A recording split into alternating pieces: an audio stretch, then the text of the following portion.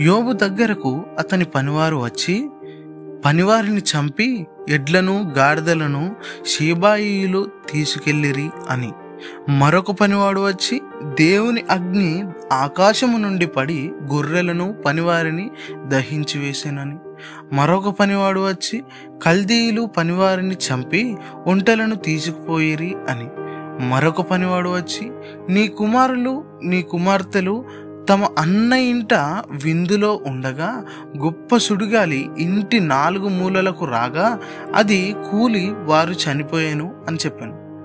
ఇంత జరిగిన యోబు దేవుడిని దూషించక, యోబు తన పై వస్త్రమును చింపుకొని తల వెంట్రుకలు గొరిగించుకొని నేల మీద సాష్టాంగపడి నమస్కారం చేసి, నేను నా తల్లి గర్భంలో నుండి దిగంబరనై వచ్చి దిగంబరనై అక్కడికి తిరిగి వెళ్ళదను. యెహోవా ఇచ్చెను,